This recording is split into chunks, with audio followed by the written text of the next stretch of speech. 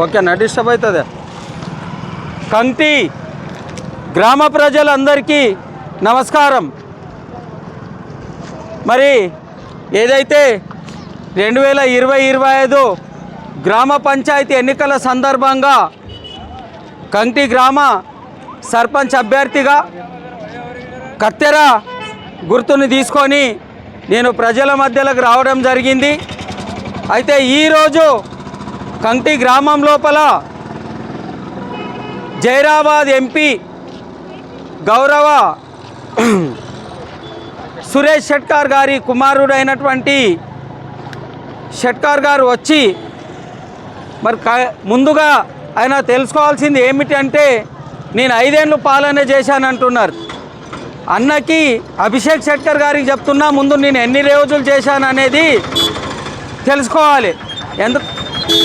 రాకేష్ షెట్కర్ గారు ముందుగా తెలుసుకోవాల్సింది.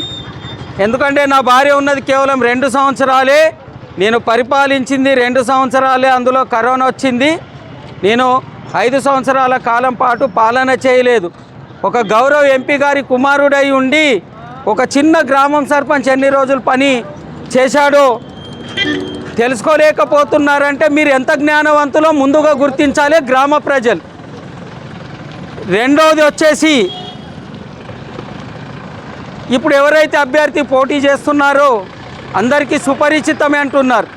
కంటి గ్రామ ప్రజలకే తెలుసు ఎందరికీ సుపరిచితమో. మరి నేను ఎందరికి పరిచితం అనేది తెలవాలి. రెండోది, నాతోటి ఏమీ కాదని రాకేష్ షెట్కార్ గారు అంటున్నారు. నేను ఏ విధంగా పని చేస్తాననేది కంటి గ్రామానికి కాదు కంటి మండలానికి తెలుసు అని చెప్పేసి మీడియా సహాయంతో ఎంపీ గారి కుమారుడైనటువంటి రాకేష్ షెట్కార్ గారికి తెలియపరుస్తున్నాను. సార్ నిజమే చెప్పారు, కళ్యాణ లక్ష్మిలో కృష్ణ ఇంట్లోకి తెచ్చిలేదని. నేను మచ్కురోని బిడ్డనయ్యా, నేను ఎడికని తెచ్చియగలుగుతా లక్ష రూపాయలు. మీరు కోటీశ్వర్లు, మేమిస్తామంటారు, మరి మీ ఇంట్లో నుండి కూడా మీరు ఇయ్యరు. ఎవరిదైనా సరే ఏదైనా సరే ప్రభుత్వం ఇస్తుంది.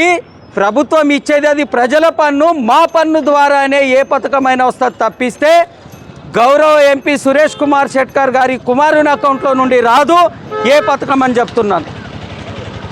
మరొకటి వచ్చేసి సీఎం రిలీఫ్ ఫండ్లు అంటున్నారు. ఆ సీఎం రిలీఫ్ ఫండ్లు రావడానికి ఏ విధంగా తిరగాలి, ఏ విధంగా చేయాలనేది నేను చేసిన విధంగా మీ కార్యకర్తలు చెయ్యరు. మరొకటి ఏమంటున్నారంటే కమిషన్లు తీసుకుంటారు. కృష్ణ 10 ఏళ్ళు అధికారంలో లేడు. నేను అంతకుముందు వేరే పార్టీలు ఉన్నాను, టీడీపీలో. నేను బై ఎలక్షన్ 2016లోనే కేవలం 22 రోజులు ఎన్నికలు ఉన్నదనేటప్పుడు తెలుగుదేశం పార్టీని వదిలేసి టీఆర్ఎస్లోకి జాయిన్ అవ్వడం జరిగింది గౌరవ్ రాకేష్ షెట్కర్ గారు. అది కూడా మీరు తెలుసుకోవాలి. అయితే ఆ సీఎం రిలీఫ్ ఫండ్లు కూడా వాటికి నేను తిరిగినా ఎవరి దగ్గర రూపాయి కమిషన్ కానీ చారణ ముట్టలేదు. కమిషన్ అంటేనే కాంగ్రెస్, కమిషన్ అంటేనే కాంగ్రెస్. అది ఏ విధంగా ఉంటుందో ప్రూఫ్లతో సహా చెప్పన్న రోజు నిరూపిస్తాను. ఆ ఎవరు తీసుకున్నారు, అతను రూపాయి పని చేయడు, 2 ఎకరాల భూమి లేదు అతనికి. కానీ కంటి గ్రామంలో సిద్ధేశ్వర్ రోడ్డుకి కోట్లాది రూపాయల విలువైన 5 ఎకరాల భూమి కమిషన్లు తీసుకునే మీ అనుచరుడైనటువంటి వ్యక్తి ఎక్స్ జడ్పీటీసీ సర్దార్ గారు ఏ విధంగా చేన్లు కొన్నాడు, ఏం పని చేసిండు. నేను పేరు తీసుకోవద్దు కానీ తీసుకుంటున్నాను. కమిషన్లు మేము తీసుకుంటామంటే చెప్తున్నాను.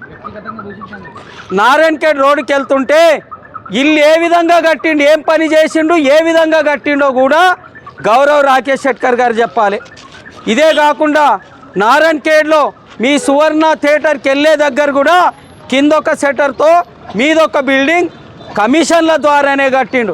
మండలి పోవాలంటే పూరి తింటాడు మీ వ్యక్తి. అది తెలుసుకోవాల్సింది ముందు, నా గురించి కాదు, గౌరవ ఎంపీ కుమారుడైనటువంటి అభిషేక్ షెట్కర్ గారు. ఎస్, గేట్ కీపర్ అన్నారు. I am the gate keeper. సేవకుడు అన్నారు. నేను అప్పుడు చెప్తా, ఇప్పుడు చెప్తా, సర్పంచ్ ఉన్నా నేను గ్రామ సేవకున్నే, లేకున్నా నేను గ్రామ సేవకున్నే. మా నాయన గ్రామ సేవకుడు, కంటి మండలాఫీసులో గ్రామ సేవకుడే. మరి నేను కూడా గౌరవంగా గర్వంగా చెప్తా, నేను ఈ గ్రామానికి సేవ చేయడానికే ఉన్నాను, సేవ చేస్తా, పేద ప్రజల సేవ చేస్తా, వారి కళ్యాణ లక్ష్మి పథకం ఉన్నా తిరుగుతా, వారి సీఎం రిలీఫ్ ఫండ్ ఉన్నా తిరుగుతా, ఏది ఉన్నా తిరుగుతా అని చెప్పేసి మీడియా ద్వారా చెప్తున్నాను. ఇదే కాకుండా రోడ్లు మోరీలు లేవన్నారు. వస్తే ఈ సుభాష్ చంద్రబోస్ దగ్గర నుండి తీసుకొని మీ నాన్నగారు గౌరవ ఎంపీ సురేష్ షెట్కర్ కుమార్ గారు ఏ వ్యక్తికైతే కంకి హనుమంతుడు అన్నారో అతని ఇంటి వరకు రోడ్డు వేసింది ఈ సేవకుడే. మీరున్న పరిపాలనలా అతని ఇంటికి పోవాలంటే మొకాల వరకు బురద ఉండేది గౌరవ్ సురేష్ కుమార్ షెట్కర్ గారి కుమారుడైన రాకేష్ షెట్కర్ గారు తెలుసుకోవాలి. మోరీలు అంటున్నారు, రండి కొత్త కాలనీకి చూపిస్తా నేను కట్టిన మోరీలు. మీ హయాంలో మోరీ కాదు కదా, మోరీ కోసం గుంత కూడా కొట్టలేదు. తర్వాత చెప్తున్నాను, మీ కార్యకర్తలు మీ పేరు చెప్పి మీకు ఫోన్ కలిపి ఈజీఎస్ ఆఫీసర్లకు ధమ్కీలు ఇస్తారు. 10 ఏళ్ళు అవుతున్నాయి. మరి అన్ని ఏళ్ళైనా ఉపాధి హామీ కేవలం కొందరి ఇళ్లలోనే ఎందుకు నడుస్తున్నదని చెప్పేసి అడుగుతున్నా. ఆ ఉపాధి హామీ పైసలు కూడా సగం ఎందుకు తీసుకుంటున్నారు పేద ప్రజల దగ్గర? కమిషన్లు తీసుకునేది మీ వాళ్ళే. పేద ప్రజలకు ఇచ్చేసండి పైసలు, ఎందుకు ఇస్తలేరు? మరొక విషయం అంటున్నారు, ఒకవేళ ఇప్పుడు కాంటెస్ట్ చేస్తున్నటువంటి వ్యక్తి ద్వారా పని కాకపోతే బాధ్యత నేను తీసుకుంటా అన్నప్పుడే అతనికి పని చేత కాదు అని చెప్పేసి అర్థం చేసుకోవాలి.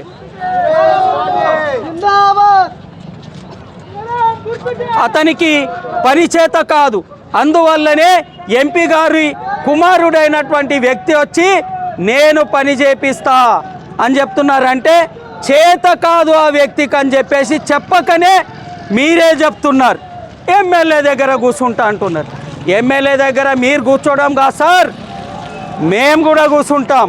ఆయన ఎమ్మెల్యే అంటే కేవలం కాంగ్రెస్ పార్టీకే కాదు, మాకు కూడా ఎమ్మెల్యే గారే. అతని దగ్గరికి వెళ్ళి మేము కూడా అడిగి పని చేసుకునే హక్కు మాకుంది. అక్కడ కళ్యాణ లక్ష్మి పథకం కాకుంటే మీరు ఆపడానికి చూస్తే కలెక్టర్ దగ్గరికి వెళ్ళి తీసుకొని వచ్చే సత్తా మాకుంది. ఏ కళ్యాణ లక్ష్మి ఏ విధంగా ఆగుతుందో మేము చూస్తాం. మరొక విషయం అంటున్నారు, ధమ్కీల పర్వం. కాంగ్రెస్ వారు గెలిస్తేనే కంటి గ్రామానికి 20-25 ఇండ్లు వస్తాయంట, లేకుంటే 5 వస్తాయి. ఇదా మీ పాలన? మీరు ఉంటేనే వస్తాయి, లేకుంటే రాదా? ఇది తప్పుడు సంకేతం కాదా? ఏం చెప్పాలనుకుంటున్నారు మీ కంటి ప్రజలకు, కంటి మండల ప్రజలకు? ఒకవైపు చెప్తారు అందరినీ చూస్తాం, మరొక వైపు చెప్తారు ఆ విధంగా కాదు, మా వ్యక్తి ఉంటేనే. ఆ ఇండ్లు ఎట్లా రావో నేను చెప్తా, ఎట్లా తెప్పించాలనో ఎట్లా తీసుకురావాలనో మాకు తెలుసు. జనాభా దామాష ప్రకారం వస్తాయి, తెప్పించే సత్తా మాకుంది. మా ఎమ్మెల్యే లేకపోవచ్చు, మీ ఎమ్మెల్యే గారు ఉండొచ్చు, మీరు ఎంపీ గారు ఉండొచ్చు, ముఖ్యమంత్రి మీద ఉండొచ్చు, కానీ కోట్లు అనేవి ఉంటాయి. ఆ కోట్ల ద్వారా తెప్పించే సత్తా జ్ఞానం నాకున్నది. తర్వాతకు వచ్చేసి అర్హత ఉంటేనే ఇస్తామని చెప్పేసి అంటున్నారు. ఇండ్లు అర్హతలు ఏం కావాలా సార్? ఒక్క ఇంట్లో 3 రాస్తారు అర్హతలు. ఆనాడు నేను పోరాటం చేస్తేనే మీ కార్యకర్తలు రాసుకున్న 5 ఇండ్లు ఆగినాయి. ఫస్ట్ పేద ప్రజలకు పంచండి, ఇల్లు లేనోళ్ళకి ఇల్లు కట్టించండి, బాజా భజంత్రులకు కాదు. ముఖ్యంగా మరొక్కటి చెప్తున్నాం, ఇక్కడ ఉన్నటువంటి కూరగాయల బండ్లోలకు వాళ్ళకు ధమ్కీలు ఇస్తున్నారంట మీ వారు. ఏమని అంటే, మా కోటేయకపోతే మా ఎంపీ సాబ్ ఉన్నాడు, ఆయనకు చెప్పి తీసేస్తాం, మా ఎమ్మెల్యే ఉన్నాడు చెప్పి తీసేస్తాం. మీ దగ్గర ఎంపీ ఎమ్మెల్యేలు ఉండొచ్చు, మా దగ్గర పేద ప్రజల బలం ఉంది, పేద ప్రజల బలగం ఉంది. వీరిని తీసుకొని ఆ కూరగాయల బండ్లోలను కానీ ఈ పండ్ల బండ్లోలను కానీ ఏ ఒక్కరికి ముట్టడానికి చూసినా నారాయణఖేడ్ దిగ్బంధం అవుతుంది. మీరు ముట్టజాలలేరు. ఒక్కటేసారి మీకు గౌరవంగా చెప్తాం, మీరు పని చేయండి, మేము పని చేస్తాం. మేము ఏ విధంగా అయితే ఏ కార్యకర్త ఉన్నా ఏ వ్యక్తి ఉన్నా చూడకుండా కళ్యాణ్ లక్ష్మి వాళ్ళ ఇంటికి తీసుకొచ్చి ఇచ్చినాం, సీఎం రిలీఫ్ ఫండ్లు తీసుకొచ్చి ఇచ్చినాం. మీ జడ్పీటీసీ ఎక్స్ జడ్పీటీసీ సర్దార్ భార్యకే తలలో ట్యూమర్ అయితే 2 లక్షల రూపాయలు ఇచ్చినటువంటి ఘనత మా ప్రభుత్వానికి, మా భూపాల్ రెడ్డి గారికి దక్కింది. తప్పిస్తే మీలాగా మా గవర్నమెంట్ ఉన్నది, గవర్నమెంట్ తెలంగాణ గవర్నమెంట్ ఉన్నది, కాంగ్రెస్ గవర్నమెంట్ కాదు, తెలంగాణ ప్రజల గవర్నమెంట్.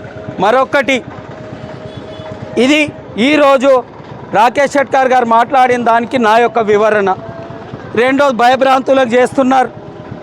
నేను కంటి గ్రామ మచ్కురి విట్టల్ కొడుకుని, ఒక తెనుగోల గరీబోల బిడ్డని, సేవకుని, అతను అన్నట్టుగా గేట్ కీపర్నే, కంటి గ్రామానికి గేట్ కీపర్నే. మీరు అంటున్నారు ఏం చేస్తారని. 24 గంటలు, నా ఫోన్ నంబర్ 24 గంటల్లో ఎవరికి ఏ ఆపద వచ్చినా, ఎలాంటి కష్టం వచ్చినా, ఏ పని వచ్చినా నేను ఖచ్చితంగా మీ ముందుకు వస్తా. ఒక్క మిస్డ్ కాల్ కొట్టినా, ఒక్క ఫోన్ కాల్ కొట్టినా మీ గడప దగ్గర వచ్చి నేను నిలబడి పని చేస్తా. తర్వాతకి చెప్తున్నాను, ప్రజలారా, కంటి గ్రామ ప్రజలారా, దయచేసి ఆలోచించండి. ఇన్నాళ్ళు మీకు మాట్లాడని ఏ వ్యక్తులు కూడా ఈరోజు వచ్చి పలకరిస్తున్నారు, ఈరోజు మాట్లాడుతున్నారు. కానీ మీ బిడ్డ కృష్ణ, మీకు నాకు ఊహ తెలిసి నుండి మాట్లాడుతుంటా. మీరు ఏ పార్టీలు ఉన్నారో నాకు సంబంధం లేదు, మీరు ఎండ్లో ఉన్నా నేను పలకరిస్తా, నాకు పోటీదారులు ఉన్నా పలకరిస్తా. నాకు తెలిసిందల్లా కేవలం పని చేయడమే. ఈ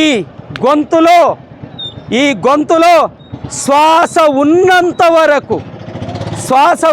వరకు ఏ ఒక్కరిది ఒక్క రూపాయి ముట్టకుండా ఈ గ్రామానికి రాకేష్ షెట్కర్ అన్న విధంగానే సేవకునిగానే ఉంటాను. నాకు పైసలు సంపాదించాల్సిన అవసరం లేదు. మళ్ళీ మీ డ్రైవరే చెప్తున్నాడు, నేను ఎక్కడి నుండో డబ్బులు తీసుకుని ఎక్కడి నుండి వచ్చినాయని. అక్కడికి వెళ్ళి బండారు పెట్టుకోవడం జరిగింది. అవసరం వస్తే అడుక్కుంటా గ్రామ ప్రజల దగ్గర, కానీ అమ్ముడు పోను. అవసరం వస్తే అడుక్కుంటా, కానీ అమ్ముడు పోయే రకం కాదు. నా చేను నేను ముద్దతు పెట్టి నా దగ్గర ఖర్చుకు డబ్బులు లేకుంటే, ప్రజల దగ్గర లేకుంటే 24వ సంవత్సరంలో ముద్దతు పెట్టి పైసలు తీసుకొని వచ్చి పోటీ చేయడానికి వచ్చానే తప్పిస్తే, మీ బిడ్డ, ఈ పేదోని బిడ్డ అమ్ముడు పోడు అని చెప్పేసి కంటి ప్రజలకు హామీ ఇస్తున్నా. మరొకటి, రాకేష్ షెట్కర్ గారు తెలుసుకోవాల్సింది ఏంటిదంటే, మీ కార్యకర్తలకు కూడా 100 మందికి పని చేశాను, వారి దగ్గర కూడా చారాన తీసుకున్నాను నిరూపిస్తే ఈ సుభాష్ చంద్రబోస్ దగ్గర ముక్కు నేలకు రాస్తానని చెప్తూ ముగించుకుంటున్నాను. జై తెలంగాణ! కత్తెర గుర్తుకే నాయకత్వం గుర్తుకే